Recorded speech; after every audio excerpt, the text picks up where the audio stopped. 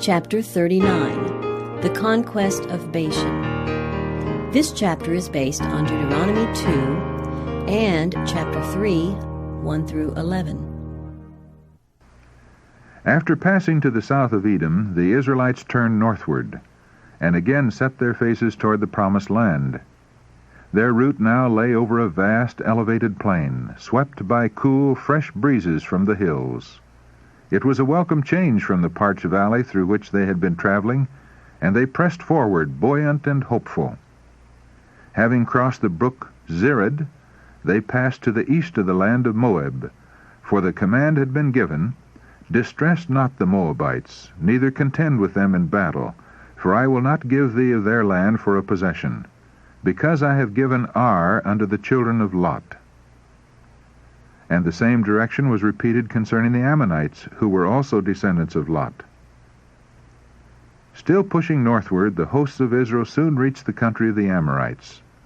This strong and warlike people originally occupied the southern part of the land of Canaan, but increasing in numbers they crossed the Jordan, made war upon the Moabites, and gained possession of a portion of their territory.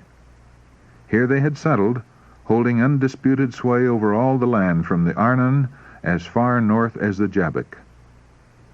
The route to the Jordan, which the Israelites desired to pursue, lay directly through this territory, and Moses sent a friendly message to Sihon, the Amorite king, at his capital, "Let me pass through thy land. I will go along by the highway. I will neither turn unto the right hand nor to the left. Thou shalt sell me meat for money, that I may eat, and give me water for money, that I may drink. Only I will pass through on my feet." The answer was a decided refusal, and all the hosts of the Amorites were summoned to oppose the progress of the invaders.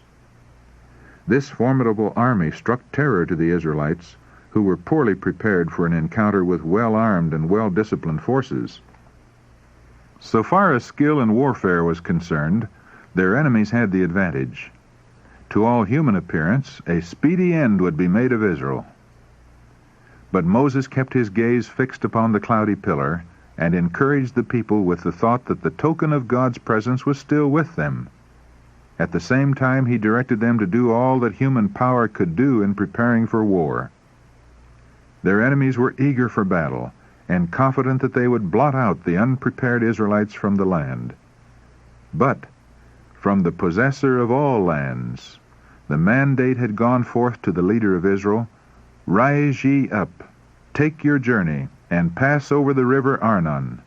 Behold, I have given into thine hand Sihon, the Amorite, king of Heshbon, and his land. Begin to possess it, and contend with him in battle.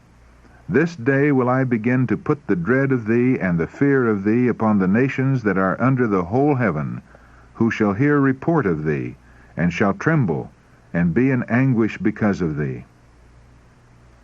These nations on the borders of Canaan would have been spared had they not stood in defiance of God's word to oppose the progress of Israel. The Lord had shown himself to be long-suffering, of great kindness and tender pity, even to these heathen peoples. When Abraham was shown in vision that his seed, the children of Israel, should be strangers in a strange land 400 years, the Lord gave him the promise, "In the 4th generation they shall come hither again, for the iniquity of the Amorites is not yet full." Genesis chapter 15, verse 16. Although the Amorites were idolaters, whose life was justly forfeited by their great wickedness, God spared them 400 years to give them unmistakable evidence that he was the only true God, the maker of heaven and earth. All his wonders in bringing Israel from Egypt were known to them. Sufficient evidence was given. They might have known the truth, had they been willing to turn from their idolatry and licentiousness, but they rejected the light and clung to their idols. When the Lord brought his people a second time to the borders of Canaan, additional evidence of his power was granted to those heathen nations. They saw that God was with Israel in the victory gained over King Arad and the Canaanites, and in the miracle wrought to save those who were perishing from the sting of the serpents. Although the Israelites had been refused a passage through the land of Edom, thus being compelled to take the long and difficult route by the Red Sea, yet in all their journeyings and encampments past the land of Edom, of Moab, and Ammon, they had shown no hostility, and had done no injury to the people or their possessions. On reaching the border of the Amorites, Israel had asked permission only to travel directly through the country, promising to observe the same rules that had governed their intercourse with other nations. When the Amorite king refused this courteous solicitation and defiantly gathered his hosts for battle, their cup of iniquity was full, and God would now exercise his power for their overthrow. The Israelites crossed the river Arnon and advanced upon the foe. An engagement took place in which the armies of Israel were victorious, and following up the advantage gained, they were soon in possession of the country of the Amorites. It was the captain of the Lord's host who vanquished the enemies of his people, and he would have done the same 38 years before had Israel trusted in him. Filled with hope and courage, the army of Israel eagerly pressed forward, and still journeying northward, they soon reached a country that might well test their courage and their faith in God. Before them lay the powerful and populous kingdom of Bashan, crowded with great stone cities that to this day excite the wonder of the world, 80 cities, with high walls, gates, and bars, besides unwalled towns a great many. Deuteronomy chapter 3, verses 1 to 11. The houses were constructed of huge black stones, of such stupendous size as to make the buildings absolutely impregnable to any force that in those times could have been brought against them. It was a country filled with wild caverns, lofty precipices, yawning gulfs, and rocky strongholds.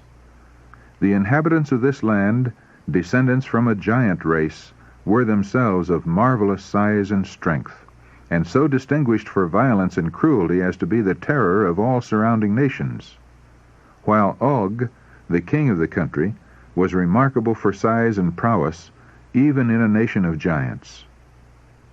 But the cloudy pillar moved forward, and following its guidance, the Hebrew hosts advanced to Edrei, where the giant king with his forces awaited their approach.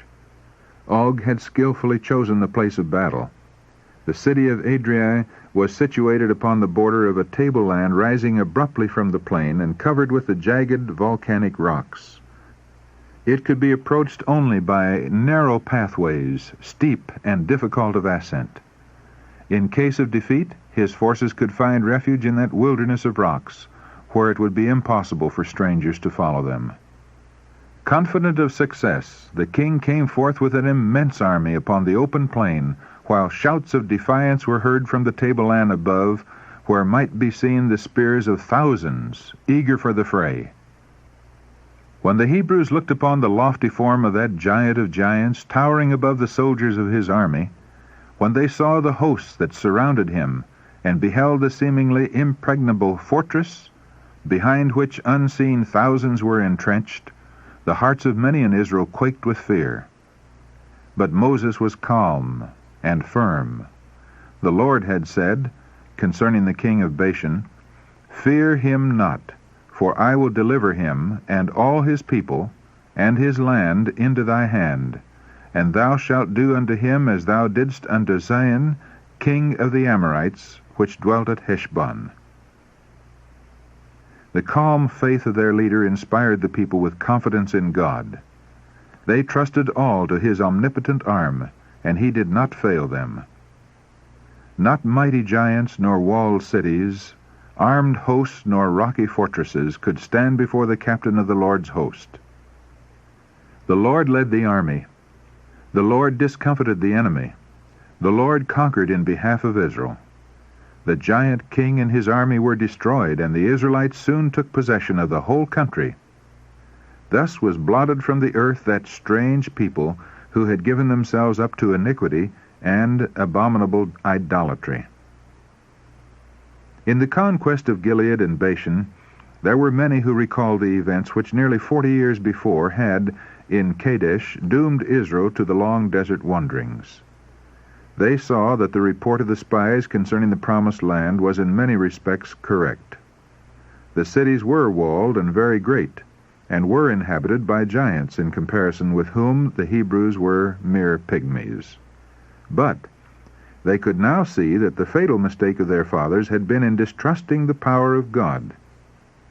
This alone had prevented them from at once entering the goodly land. When they were at the first preparing to enter Canaan, the undertaking was attended with far less difficulty than now. God had promised his people that if they would obey his voice, he would go before them and fight for them, and he would also send hornets to drive out the inhabitants of the land. The fears of the nations had not been generally aroused, and little preparation had been made to oppose their progress.